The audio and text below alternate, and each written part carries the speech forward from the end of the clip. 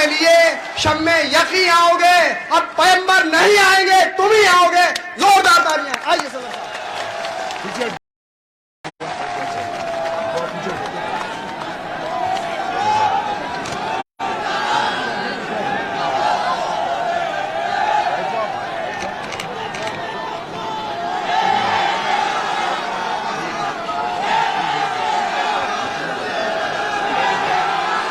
अस्सलामु अलैकुम वरहमतुल्लाहि वबरकातुहू। बिस्मिल्लाहिर्रहमानिर्रहीम। मोहतरम जनाब शकील अहमद साहब, जो असमोली विधानसभा के प्रत्याशी हैं, मजलिस इत्तेहादुल मुस्लिमीन के जनाब शौकत अली साहब, जो प्रदेश के अध्यक्ष हैं, असद अब्दुल्ला साहब ज़िला अध्यक्ष हैं,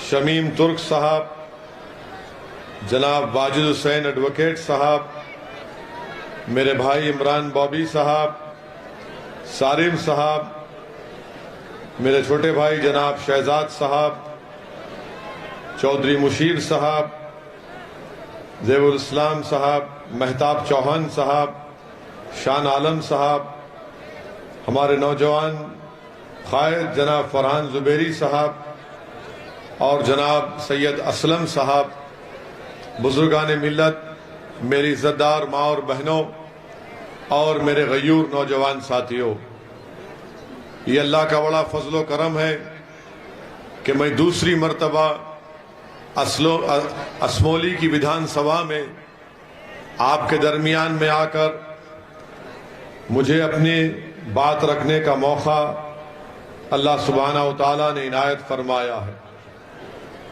और ख़ास तौर से ये मेरे लिए बड़ी बाइज़ इज़्ज़त की बात है कि रुकनुद्दीन सराय में मुझे यहाँ पर आने का मौका मिला और आपसे अपनी बात रखने का मुझे मौका मिला। मेरे अजीज़ दोस्तों और बुज़ुर्गों, हमारे उम्मीदवार, हमारे प्रत्याशी शकील साहब इसी गांव से हैं, इसी इलाके से हैं, वो यहीं के बेटे हैं। और जब यहाँ के आपकी सरजमीन से एक जियाला उठता है मजलूमों को इंसाफ दिलाने के लिए, हिस्सेदारी की लड़ाई को कामयाब करने के लिए, जब कोई यहाँ से उठता है कि ताकि असमोली विधानसभा को जिन चीज़ों से विकास से महरूम करके रख दिया गया, सही मानों में असमोली में विकास हो, मेरी आप तमाम से गुजारिश है कि आप 14 तारीख के दिन अपना एक एक वोट हमारे मंजलिस के उम्मीदवार मोहतरम जनाब शकील अहमद साहब को पतंग के निशान पर बटन दबाकर इनको कामयाब और कामरान करें। अजीज दोस्तों और बुजुर्गों, आपकी विधानसभा में बहुत से मसाइल हैं। यहाँ पर पब्लिक हेल्थ सेंटर नहीं है, मदरसों में, सरकारी स्कूल्स में मुदर्रिसों को तनख्वाह नहीं मिल रही है। असमोली की शक्कर मिल जो दलितों की जमीन है उस पर कब्जा हो चुका है। माशाल्लाह FIR तो हुआ है मगर उसके बाद कुछ नहीं हुआ है। सरकारी अस्पताल में ऑक्सीजन प्लांट कायम हुआ मगर ये सिर्फ जुमला है, इसमें कोई स्टाफ नहीं है। बस अड्डा है मगर कायम नहीं है, कोई डिपो नहीं है। असमोली विधानसभा में एक भी नगर पंचायत नहीं है। इसकी जिम्मेदार कौन है आप जानते हैं। आज शिक्षा से महरूम असमोली की जनता को किया जा रहा है और वहीं पर आप जानते हैं कि जहां पर डिग्री कॉलेज संभल में है मगर स्टाफ नहीं है, यहां पर आप देखते हैं कि आप ही के इस इलाके में कोई विकास का काम नहीं किया गया। तो सवाल ये पैदा होता है, क्यों आप यहां पर सपा के प्रत्याशी को या मौजूदा विधायक को वोट दें आप क्यों यहां पर बसपा या बीजेपी के प्रत्याशी को वोट दें। मैं आपसे गुजारिश करने आया हूं कि आप अपने वोट का सही इस्तेमाल करिए। मजलिस-ए इत्तेहादुल मुस्लिमीन इस विधानसभा के चुनाव में भागीदारी परिवर्तन मोर्चा का हिस्सा है, जिसमें हमने ये तय किया, जिसमें बाबू सिंह कुशवाहा साहब की जन अधिकार पार्टी और दीगर 2 सियासी पार्टियां हैं, अति पिछड़ा समाज की, बिंद समाज की, कश्यप समाज की।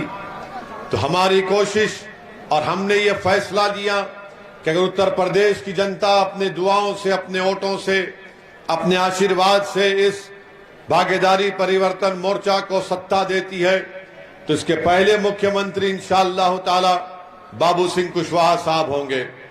मैं आपसे बताने आया हूं कि 3-5 साल में एक डिप्टी चीफ मिनिस्टर मुस्लिम अल्पसंख्यक समाज का होगा और 2 अति पिछड़ा समाज के होंगे।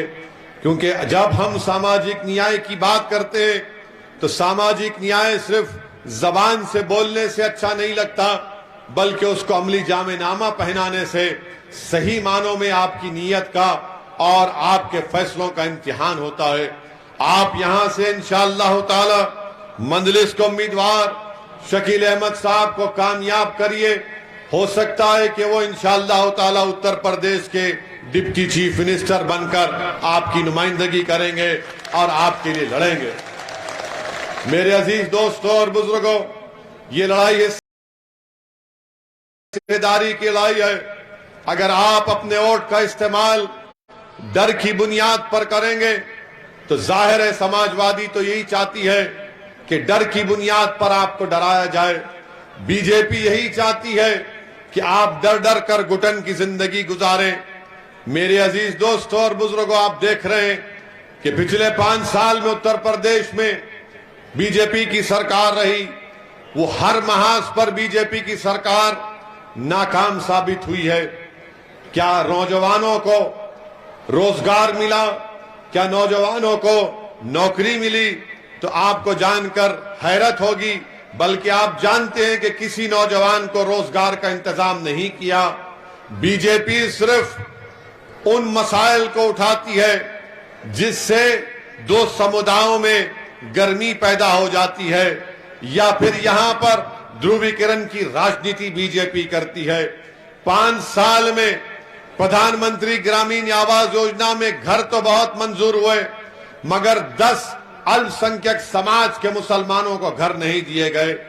मेरे अजीज दोस्तों और बुजुर्गों, बीजेपी बड़ी बड़ी बातें करती है, मगर आज उत्तर प्रदेश हर मैदान में पीछे हो चुका है। देश के प्रधानमंत्री पार्लियामेंट में खड़े होकर कहते हैं, क्या कहा उन्होंने देश की पार्लियामेंट में कि कोविड के दौरान में गलती से लोगों को उत्तर प्रदेश भेज दिया गया। मैं देश के प्रधानमंत्री को बताना चाहूंगा और उनके हाफिजे को ताजा करना चाहूंगा। हाफिजे का मतलब उनकी मेमोरी, उनकी मेमोरी को ताजा करना चाहूंगा कि क्या जब कोविड शुरू हुआ तो क्या तबलीगी जमात पर जुल्म नहीं शुरू हुआ? क्या आपने इल्जाम नहीं लगा दिया अल्पसंख्यक समाज मुसलमान पर? आप ही की पार्टी के लोग कह रहे थे कि कोविड फैलाने में ये लोग जिम्मेदार हैं। बताओ प्रधानमंत्री, वो किसने किया? फिर कौन जिम्मेदार है उसका? और दूसरी बात बीजेपी नहीं बताती आपको, क्या जनवरी 2021 में बीजेपी पार्टी ने एक रेजोल्यूशन पास करके प्रधानमंत्री को मुबारकबाद दी कि प्रधानमंत्री को मुबारकबाद इसलिए दी बीजेपी ने कि हम कोविड से जंग जीत गए और ऑस्ट्रेलिया में भारत ने ऑस्ट्रेलिया की क्रिकेट टीम को हरा दिया। इतनी जल्दी आपने जनवरी 2021 को 1 साल पहले आप जाकर रिकॉर्ड निकाल कर देख लीजिए, बीजेपी की नेशनल एग्जीक्यूटिव कमेटी में यह बात कही गई। उसके बाद जब दूसरी वेव शुरू हुई तो क्या गंगा के पानी पर जो लाशें तीर रही थी प्रधानमंत्री, वो झूठ है? क्या उत्तर प्रदेश में लोग जब ऑक्सीजन के लिए तड़प तड़प कर मर रहे थे वो झूठ है? क्या लोग को, आवाम को कोविड से दवाएं नहीं मिल रही थी, अस्पताल में बेड नहीं मिल रहा था, वो झूठ है? बताओ प्रधानमंत्री, बताओ बीजेपी, का ये बात सच नहीं है कि आपने 2021 जनवरी में आपने कोवैक्सीन और कोविशील्ड का ऑर्डर प्लेस किया, उसमें देरी हुई। अगर आप अक्टूबर नवंबर 2020 में कोविशील्ड और कोवैक्सीन की दवाओं का ऑर्डर प्लेस कर देते तो भारत में इतने लोग नहीं मरते। आपको सिर्फ तारीफ पसंद है, आपको सिर्फ अपनी तारीफ पसंद कि आपने ऐसा किया था। अरे आपकी हुकूमत की गलती की वजह से भारत में कोविड की सेकेंड वेव आई, बीजेपी जिम्मेदार है। अगर 2021 में कोविड की सेकेंड वेव आई तो बीजेपी की गलतियों की वजह से, बीजेपी की नादानियों की वजह से, जिसमें लोगों ने, जनता ने अपनी माओं को खोया, अपने पिता को खोया, अपनी पत्नी को खोया, अपने भाइयों को खोया, अपने दोस्तों को खोया। बताओ प्रधानमंत्री, आपने दवाओं का ऑर्डर क्यों नहीं पहले प्लेस किया? इसकी बात प्रधानमंत्री नहीं करेंगे। प्रधानमंत्री जब उन पर आ जाती है बात तो फौरन बोलते मैं जिम्मेदार नहीं हूं, कोई और जिम्मेदार है। क्या आप जिम्मेदार, सरकार क्या कर रही थी आपकी?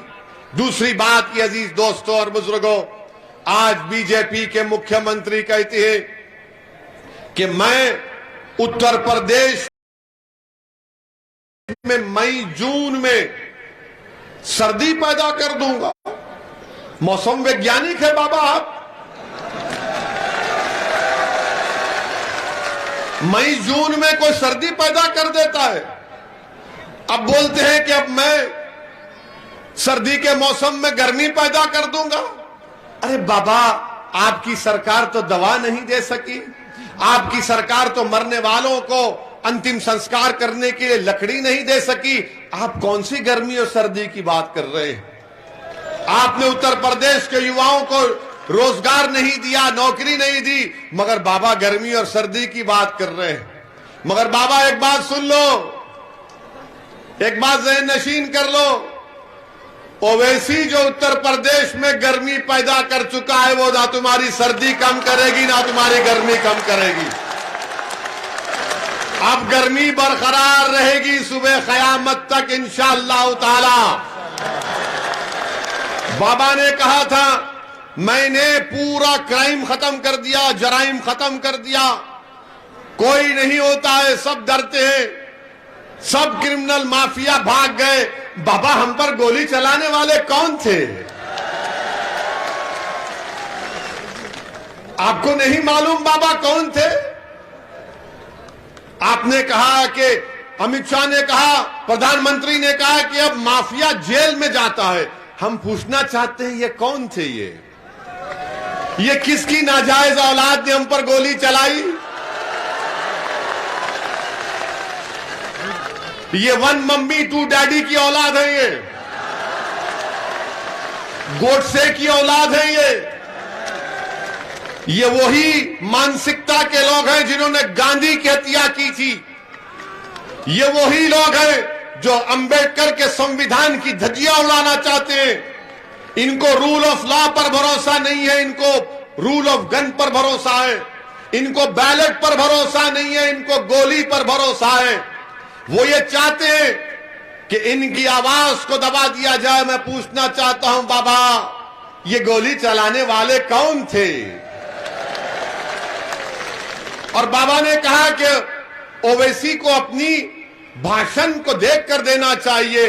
बाबा मेरी जबान चलेगी तो तुम्हारे बोलने से नहीं चलेगी, मेरी जबान चलेगी तो इन नौजवानों के जज्बात की तर्जुमानी करेगी।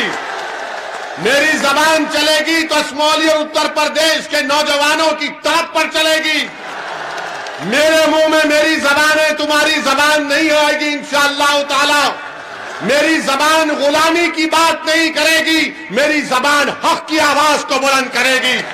मेरी जबान चापलूसी की बात नहीं करेगी, मेरी जबान हक की बात करेगी। मेरी जबान गुलामी की बात नहीं करेगी, मेरी जबान हिस्सेदारी की बात करेगी।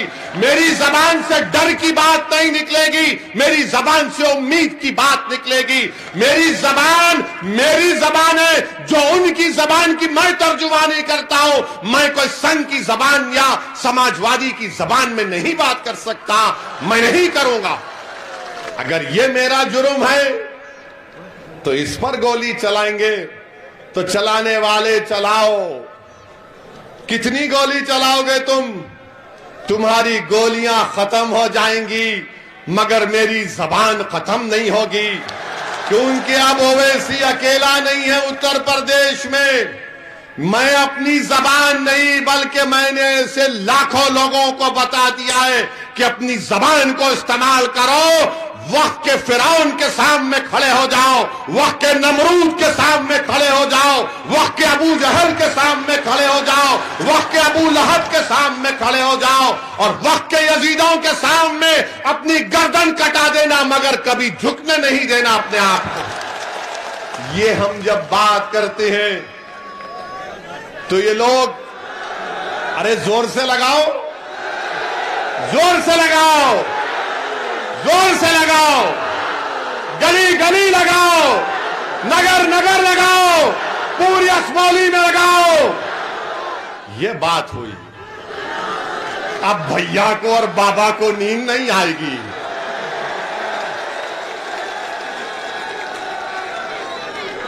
अब आप सुनिए, गोली चली तब भी इतनी जबान चल रही है। अब ये सोच रहे होंगे ये तो पापी, ये तो गोली चलने के बाद भी तेज जा रहा है। जाएगा तेज, तुम्हारे हाथ में नहीं है किसी की जान लेना, वो तो अल्लाह का काम है। जब तक अल्लाह बोलेगा जिंदा रहेंगे, जब अल्लाह फैसला कर लेगा चले जाएंगे। सुनो असमोली की जनता, सुनो रुकनुद्दीन सराय के गयूर अवाम, मेरी माँ और बहनें, मैं अपनी माँ और बहनों से हाथ जोड़कर अपील कर रहा हूं कि असदुद्दीन ओवैसी मौत से नहीं डरता, क्योंकि मेरी माँ ने मुझे ये सिखाया है, मेरे मरहूम वालिद ने मुझे ये सिखाया है कि मौत से मत डरो, मौत के बाद जो हिसाब किताब होगा उसकी फिक्र करो। जब हिसाब किताब होगा, पूछा जाएगा कि बताओ असदुद्दीन, तुमको दुनिया में इज्जत दी गई, मुकाम दिया गया, तुमने उसको कैसे इस्तेमाल किया? मैं गुनाहगार हूं, मैं कितना गुनाहगार हूं मेरा रब जानता है, मगर एक बात तुम्हारे सामने जिम्मेदारी से कह रहा हूं कि मैं बेईमान नहीं हूं, ना कभी रहूंगा इंशाअल्लाह ताला। मैंने कभी भी अपनी मफाद के लिए आवाम का सौदा नहीं किया।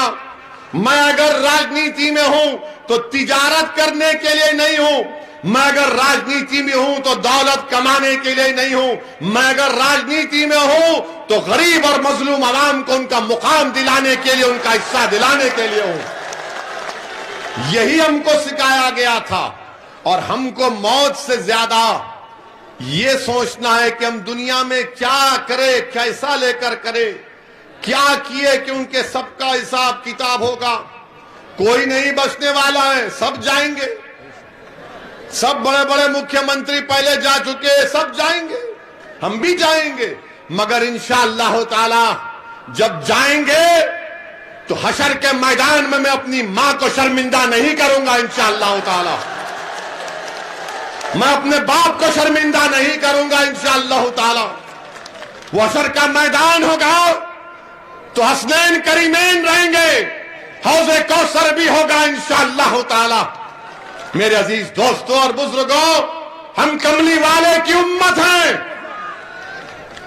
हम कमली वाले की उम्मत हैं और हमको डरने और घबराने की जरूरत नहीं है। अल्लाह हमारे लिए काफी है। जिएंगे अल्लाह के हुक्म से आए। अम्मा के पेट में 9 महीने थे, अल्लाह ने पैदा किया, अल्लाह ने बड़ा किया, अल्लाह ने काबिल बनाया, अल्लाह ने 2 मरतबा विधायक बनाया, अल्लाह ने 4 मरतबा MP बनाया, अल्लाह ने हमको लंदन भिजाकर कानून और बैरिस्ट्री की डिग्री दिलाई, अल्लाह ने हमारी जान बचाई, अल्लाह ही हमको आगे लेकर बढ़ेगा। रहेगा नाम सिर्फ अल्लाह का, किसी का नहीं रहेगा। ये हमारा मामला है।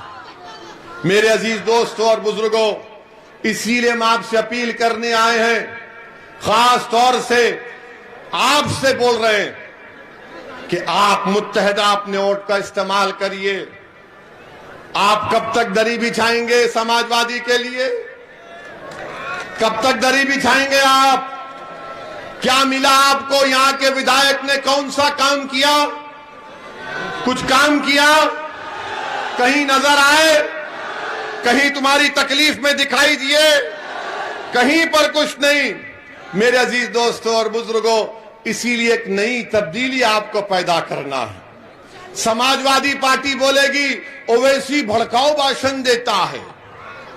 बीजेपी मुख्यमंत्री भी बोल दिए कि देखकर बोलना चाहिए। हम आपको ये बताने आए हैं कि आप डरिए मत, हिम्मत मत हारिए, हौसले को बुलंद रखिए। और अगर और हौसला हासिल करना है तो एक सोशल मीडिया पर एक वीडियो देखिए। कर्नाटका में एक बच्ची हिजाब पहनकर मोटरसाइकिल रखकर अपने कॉलेज को जाती है तो 25-30 नौजवान उसके करीब आकर नारे लगाते हैं, उसको डराते हैं। उस बच्ची ने जो बहादुरी का काम किया, उस बच्ची ने उन तमाम के तरफ देखकर कहा अल्लाह अकबर। उस बच्ची ने नारा लगाया तो सब ठहर गए, फिर से कहा अल्लाह अकबर। 3 मरतबा कहा उसने। तो यही मैं कह रहा हूं, अगर भीड़ आ जाती है, गोलियां चलती हैं, सिर्फ 5 सेकंड के लिए तुम ठहरो, रहमत नाजिल होगी, तुम्हारे हौसले बुलंद हो जाएंगे। सिर्फ 5 सेकंड ठहरो। तुम अगर एक वक्त ठहर जाओगे, तुम अगर एक वक्त असमौली में एक अच्छा फैसला ले लोगे कि अब डर की बुनियाद पर वोट नहीं दिया जाएगा, उम्मीद की बुनियाद पर वोट दिया जाएगा। मेरे अजीज दोस्तों और बुजुर्गों, डरने और घबराने की जरूरत नहीं है। अच्छा, अभी आप देखेंगे, हम पहले से आपको वार्न करके जा रहे हैं, शाम में 6 बजे से टीवी पे शुरू हो जाएगा। मुस्लिम महिलाओं को बुर्का और हिजाब के नाम पर दबाया जाता है। अरे तुमको कब से मोहब्बत हो गई? मैं क्या पहनता हूं, मेरी बेटी क्या पहनती है, मेरी बीवी क्या पहनती है, उससे आपको क्या मतलब? आपको कुछ नहीं पहनना है, मत पहनो, मेरे को क्या करना है? क्योंकि सुप्रीम कोर्ट का जजमेंट है। बोलेंगे इसने भड़काऊ बात की, जाहिल लोग हैं। पुट्टू स्वामी का जजमेंट है। पुट्टू स्वामी जजमेंट में सुप्रीम कोर्ट ने कहा कि कौन क्या खाता है, कौन क्या पहनता है, वो तुम्हारी जिम्मेदारी। अब तो सुप्रीम कोर्ट ने 377 को भी बर्खास्त कर दिया। सुप्रीम कोर्ट ने कह दिया कि right to choice is a fundamental right, यानी आपकी पसंद क्या है वो आपका बुनियादी हक है। अगर हमारी बच्चियां बुर्का निकाब पहनती हैं तो आपके पेट में क्यों दर्द हो रहा है? अगर असदुद्दीन ओवैसी भारत की पार्लियामेंट में दाढ़ी और टोपी पहनकर जा सकता है तो क्या मेरी बेटी हिजाब और निकाब पहनकर स्कूल क्यों नहीं जा सकती? क्यों नहीं जा सकती? और आप कहते कि मुसलमान पीछे हो रहे हैं, पढ़ते नहीं है, पढ़ाते नहीं है। अरे अब तो पढ़ना चाह रहे ना। अच्छा, असमौली की बात करो, कितने स्कूल खोले मैडम? कितने स्कूल खोले? कितना कॉलेज खोले? अस्पताल, रोड बनवाई? फिर क्या करोगे? 14 तारीख को आसमान पर पतंग पिलाना है, तुमको खींचना है, ये काम करना है। ये आपका बेटा है, इसको उठा लो, इसको आसमान पर पहुंचा दो, वो तुमको उठा लेगा। मैडम जीत तो जाती है। अरे सुनो, तुम जिंदाबादी होगे। सुनो यार, सुनिए, मौजूदा विधायक जीत तो जाती हैं, मगर क्या उन्होंने उत्तर प्रदेश की विधानसभा में संभल बाजू है, 2 बच्चों की मौत हुई, ना संभल के नवाब साहब ने ना यहां की विधायक ने उत्तर प्रदेश की विधानसभा में वो जो बच्चों का इंतकाल हुआ, गोली से मर गए, बिलाल पाशा, शहरोज उस्मानी का जिक्र भी नहीं किया, जिक्र भी नहीं किया। अब ये क्या हो रहा है कि मैं विधायक बन जाऊं, वह नवाब साहब का भी मामला यह कि मैं विधायक बनूं। मैं क्या कह रहा हूं कि मैं राजनीति में तिजारत करने के लिए नहीं हूं, मैं राजनीति में हूं तो गरीबों का हक दिलाने के लिए हूं। अगर मैं हैदराबाद से इतनी दूर यहां पर आ रहा हूं तो तुम अपनी मकबूलियत के लिए नहीं आ रहा हूं मेरे भाई और मेरी मां और बहनों, मैं अपने लिए नहीं आ रहा हूं, मैं आपकी लड़ाई लड़ने के लिए आ रहा हूं। और आप समझिए इस बात को। और मैं पैगाम देना चाहूंगा हमारे जो तुर्क बरादरी के, जोजा बरादरी के लोग हैं, क्या आपको ओबीसी का सर्टिफिकेट क्यों बंद हुआ? सपा के लोगों ने बंद कराया उसको। मेरी बात को पहुंचाओ उन लोगों तक ताकि आपको सच्चाई मालूम हो जाए। मेरे अजीज दोस्तों और बुजुर्गों, हर मैदान में आपको कमजोर किया जा रहा है। लोग बोलेंगे अरे अगर यहां से मंजलिस के शकील साहब कामयाब हो गए, मंजलिस के 8-10 एमएलए जीत गए तो क्या करेंगे? मैं उनसे कहना चाहूंगा प्यारे, 8-10 तुम कह रहे हो, 540 का संसद है जिसमें 2 हैं, और जब 2 खड़े हो जाते बीजेपी के 300 खड़े होकर बोलते बैठ जा बैठ जा बैठ जा, मगर हम नहीं बैठते, अपनी बात को करते हैं। हम सिर्फ 5 मिनट 6 मिनट में पूरी गर्मी पैदा कर देते बाबा। अभी हमारा भाषण हुआ था, हमले के बाद 4-4 गोलियां चली, दूसरे दिन हम पार्लियामेंट गए, स्पीकर साहब ने हमको मौका दिया, अल्लाह उनको अच्छा रखे, हमको 6 मिनट बोलने का टाइम मिला, हमने पार्लियामेंट को सच्चाई बता दी। अब लोग हमसे पूछते हैं कि 24 घंटे तुझ पर नहीं हुए गोली चलाने के बाद और तू आकर ये बात कर सकता है, वो क्या है? हमने कहा 24 घंटे न छोड़ो, अगर 4 घंटे भी होते तो उससे ज्यादा हम बोलते, क्योंकि हमारी जिंदगी हम अपने रब को दे चुके हैं, हम दे चुके हैं। अब वो चाहे कहां डाले किधर डाले वो उसका काम। मेरे अजीज दोस्तों, मेरी इज्जतदार मां और बहनों, 14 तारीख के दिन एक तारीखी फैसला कर लो आप। अज़ा हो रही है, इसीलिए आपसे अपील कर बोले हम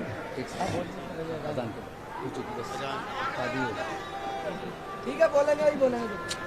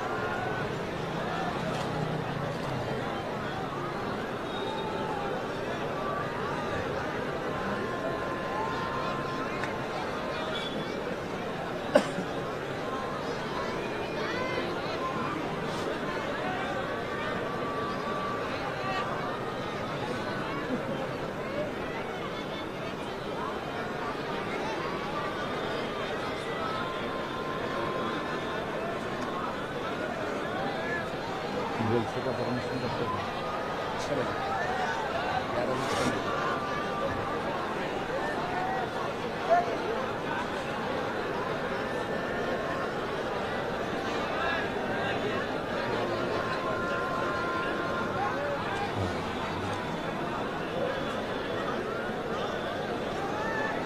मेरे अजीज दोस्तों और बुजुर्गों, मैं आपसे अर्ज कर रहा था कि आप इस विधानसभा के चुनाव में, इस हिस्सेदारी की लड़ाई में आपकी मदद की, आपके ताउन की, आपके दुआओं की बेहद जरूरत है। और आपके साथ और आपकी मोहब्बत और आपका वोट मिलेगा तो इंशाअल्लाह ताला यकीनन असमौली में एक नई तारीख लिखी जाएगी और शकील अहमद को आप अपने वोटों से यहां से विधायक बनाकर उत्तर प्रदेश की विधानसभा में बिठाएंगे। आपसे अपील भी कर रहा हूं कि डरने और घबराने की जरूरत नहीं है। अपने हिम्मत और हौसले को बुलंद रखिए। मैं नौजवानों के गम को समझ सकता हूं। मैं नौजवानों के दिलों में और उनकी आंखों में जो फिक्र और परेशानी है, मैं उनसे कहना चाह रहा हूं नौजवानों से कि किसी शायर ने कहा था कि ना हो ना उम्मीद, ना हो ना उम्मीद, ना उम्मीदी ज़वाले इल्म और इरफा है। उम्मीद मर्द मोमिन है खुदा के राज़दानों में। तो अपनी उम्मीद को जिंदा रखिए। और जो लोग हमारे भाई सपा में है, मैं उनसे कहना चाह रहा हूं कि नहीं तेरा नशेमन, नहीं तेरा नशेमन खसरे सुल्तानी के गुंबद पर, नहीं तेरा नशेमन खसरे सुल्तानी के गुंबद पर। तू शाहीन है बसेरा कर पहाड़ों की चट्टानों पर। छोड़ो उन लोगों को, आओ हमारा साथ दो। अगर तुमको नेता बनना है तो आओ ओवैसी के कंधे पर खड़े हो जाओ। अगर तुमको तरक्की करना है राजनीति के लिए तो अपने दिलों को साफ कर लो, गरीबों की नीयत को अच्छी रख लो। अगर हमारी जिंदगी तुम्हारे लिए फायदेमंद हो सकती है तो होगी इंशाअल्लाह, और अगर मौत भी हमारी फायदेमंद हो सकती है तो उससे भी फायदा हासिल करो, मगर कुछ तो करो। कब तक तुम डर डर कर इन लोगों की गुलामी करोगे? तुम कब तक इनके लिए दरी बिछाओगे? अरे कब तक दरी बिछाओगे? कब तक नारे लगाओगे कि भैया तुझ पे जवानी कुर्बान? अबे कितनी को जवानी कुर्बान करेगा? दादा ने करीब बाप ने की, अपनी जवानी को बचा ले अपने लिए, अपनी जवानी को बचा ले अपने लिए। इसीलिए बीजेपी वाले ही बोलते, क्या बोलते, वो रोटी नून खाएंगे उनको जिताएंगे। हम कह रहे हैं कि रोटी नून नहीं खाएंगे, दरी नहीं बिछाएंगे और पतंग को जिताएंगे। क्या भाई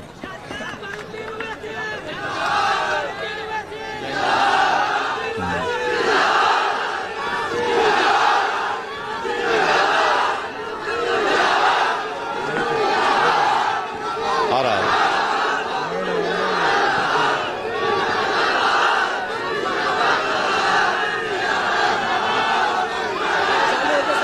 चालू हो गया? हाँ हाँ, ये बाबा का विकास है। बिजली चले गई, हम कुछ बोल रहे थे तो लगा के बिजली, बाबा अब ये बिजली, हम खुद बिजली बना चुके हैं लोगों को। बहरहाल मेरे अजीज दोस्तों और बुजुर्गों, हिम्मत और हौसले को बुलंद रखिए। अपने वोट का सही इस्तेमाल करिए। देखिए 2014 में क्या हम चुनाव लड़े थे, फिर कैसे बीजेपी जीत गई, आपने सपा को वोट दिया। 2017 में अखिलेश और कांग्रेस एक हुए, आपने देख लिया कि उत्तर प्रदेश में बीजेपी जीत गई। 2019 के लोकसभा के चुनाव हम नहीं लड़े, फिर भी बीजेपी जीत गई। मैं आपको बता रहा हूं कि आपके वोट की अहमियत अब खत्म हो चुकी है। आपके वोट की अहमियत कोई नहीं बाकी रही। ये कड़वी बात सच्चाई से कह रहा हूं। आप तो झोली भर भर के खैरात के तौर पर वोट दे रहे हैं, मगर उनके पास आपकी कोई अहमियत नहीं है, न मान सम्मान आपका किया जाता है। आप खुद देख रहे हैं कि 3-3 मर्तबा आपने 6.5 साल में इन तमाम बसपा सपा को वोट दिया, मगर बीजेपी कामयाब हो रही है। मेरी इस बात को लिख के रख लो तुम आज। मैं रुकनुद्दीन सराय में खड़े होकर कह रहा हूं, अगर कोई ये समझ रहा है कि सपा और बसपा को वोट देने से बीजेपी की कामयाबी को रोक देंगे, नहीं रोक पाएंगे। अपने वोट को जाय होने से बचा लो, अपने वोट को जाय होने से बचा लो।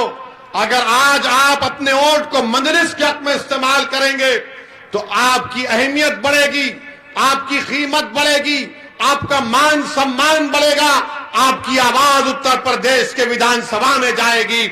आवाज तो गई असमौली से, मगर उस आवाज में दम नहीं था। वो आवाज तो आपने भिजा दिया कामयाब होकर। मगर मैडम और मोहतरमा खाली परिवारवाद की बात करती है। अगर शकील कामयाब होगा तो गरीबों की, मजलूमों की इंसाफ की बात होगी।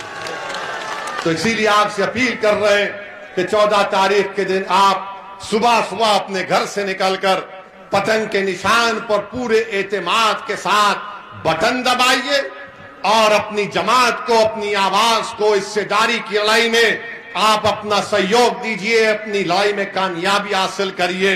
मैं आपको कह रहा हूं कि मजलिस और ओवैसी सिर्फ इस लड़ाई की नहीं है। मैं आता रहूंगा जब तक अल्लाह मुझे जिंदा रखेगा। मेरी जिंदगी का मकसद यह है कि आप तमाम मुझसे काबिल नेता बन जाएं। मेरी जिंदगी का एक ही मकसद है कि मेरी बहनें सियासत में आए। मेरी जिंदगी का मकसद यह है कि हम हर मैदान में हमको हिस्सा मिले, विकास में मिले, ठेकेदारी में मिले, शिक्षा में मिले, नौकरी में मिले, राजनीति में मिले। ये हमारी कोशिश है। आप इसमें अपना साथ दीजिए और हमारे लिए दुआ करिए कि अल्लाह सुब्हाना व तआला हमको इन तमाम जालिमों के शर से हमको और आपको महफूज रखे। अस्सलाम वालेकुम व रहमतुल्लाहि व बरकातहू।